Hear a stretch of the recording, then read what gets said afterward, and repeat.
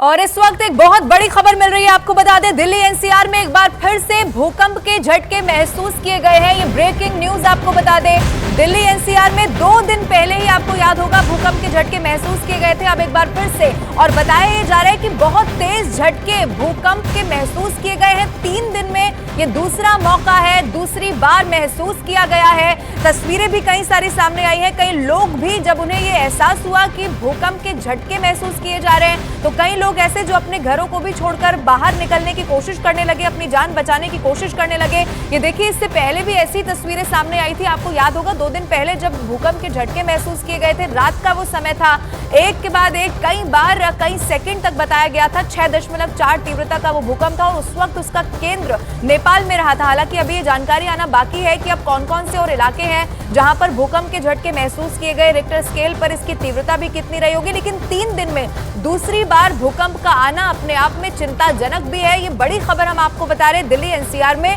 एक बार फिर से भूकंप के तेज झटके महसूस किए गए हैं। कई ऐसे लोग हैं जिनको कुछ सेकंड में ये रियलाइज हो गया, ये पता चल गया।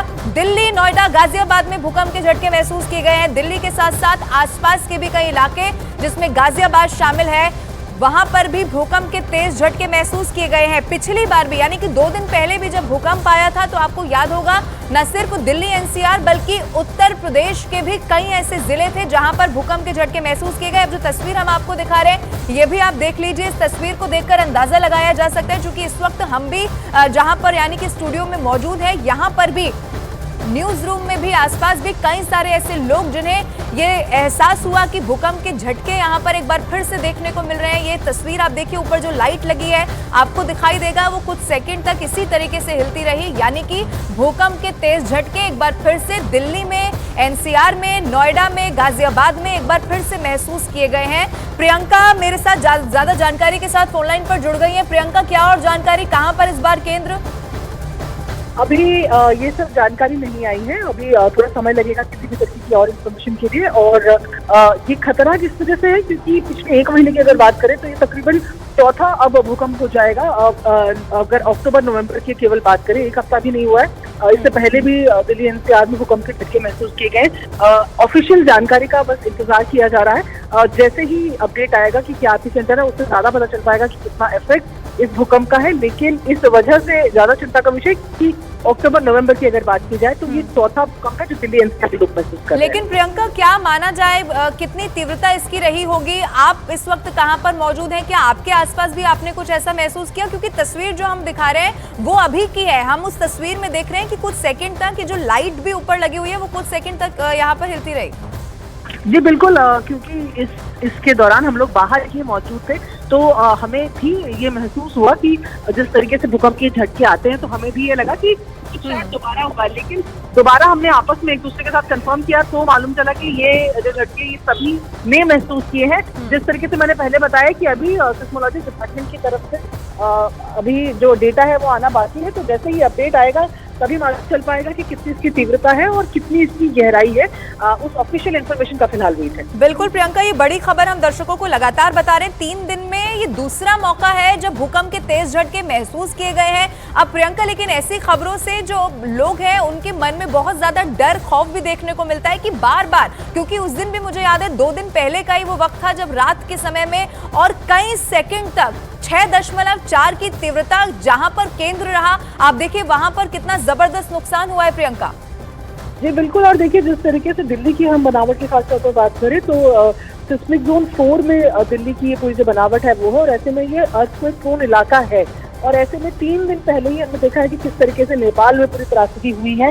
फिलहाल जो प्रारंभिक जानकारी आ रही है, बताया जा रहा है कि नेपाल ने एक साथ दागी 40 मिसाइलें। गाजा के आसमान से तेल अवीव की तरफ जाते दिखे मिसाइल। न्यूज 18 इंडिया के कैमरे पर जानकारी, इसमें कुछ चेंजेस हो सकते हैं, लेकिन फिलहाल जो जानकारी सामने आ रही है तो 5.6 रिक्टर स्केल पर इसकी तीव्रता मापी गई है।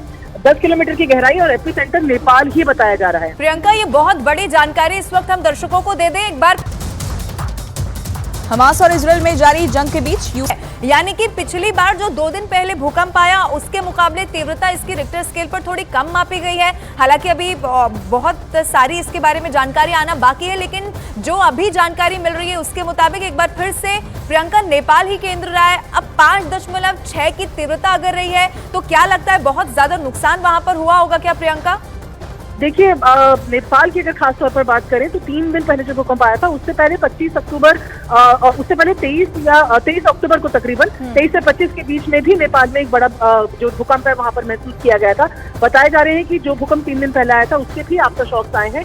ऐसे में 5.6 रिक्टर स्केल पे जो ये भूकंप है, तो जिस तरीके से हालात वहां पर बने हुए हैं, थोड़ी देर बाद ये ऑफिशियल जानकारी आ पाएगी कि क्या इससे नुकसान हुआ है कि नहीं। हालांकि 6.4 की जब हम बात करते हैं उसकी तुलना में ये भूकंप जो है कम प्रभावशाली नजर आता है, लेकिन जाहिर तौर पर इसका एपी सेंटर नेपाल बताया जा रहा है। एग्जैक्ट लोकेशन जो होगी, वहाँ कितनी रिहाइश होगी, उसके हिसाब से इसको आगे कहना आसान या मुश्किल होगा कि कितना नुकसान। लेकिन प्रियंका, अगर ये जानकारी मिल रही है कि नेपाल एक बार फिर से केंद्र रहा है तो ये भी माना जाए कि थोड़ी देर में जानकारी आ सकती है कि दिल्ली एनसीआर के अलावा और भी कई जगह पर भूकंप के झटके महसूस किए गए, जैसा कि हमने पिछले दिनों भी देखा कि यहाँ पर भी झटके महसूस किए जाते हैं, फिर उत्तर प्रदेश के भी कई जिले होते हैं। तो हो सकता है कि ऐसी जानकारी थोड़ी देर में आ जाए। बिल्कुल, क्योंकि जब नेपाल एपी सेंटर है तो जाहिर तौर पर उत्तर प्रदेश में भी इसके जो झटके हैं वो महसूस किए गए होंगे। और क्योंकि जिस तरीके से आप नेपाल की डेमोग्राफी देखें, जो ज्योग्राफी है वहां से अगर आप देखें तो नेपाल के झटके अगर दिल्ली तक महसूस किए गए तो जाहिर तौर पर उत्तर प्रदेश में भी वो झटके महसूस किए गए होंगे। और बहुत मुमकिन है कि दिल्ली के आसपास के राज्यों में भी, हरियाणा में भी ये झटके महसूस किए गए हों। हालांकि फिलहाल जो प्रारंभिक जानकारी आ रही है उस हिसाब से 5.4 ही रिक्टर स्केल पर तीव्रता, जो 5.6 जो है वो रिक्टर स्केल पर फिलहाल तीव्रता मापी गई है। बिल्कुल प्रियंका, और जिस जगह की आपने बात की उसको मैप के जरिए भी हमने दर्शकों को समझाने की कोशिश की। नेपाल में जब भी हमने देखा है कि केंद्र रहता है 10 किलोमीटर नीचे भूकंप का केंद्र, और उसका असर दिल्ली एनसीआर में भी हमेशा देखने को मिलता है। बहुत शुक्रिया प्रियंका तमाम जानकारी के लिए।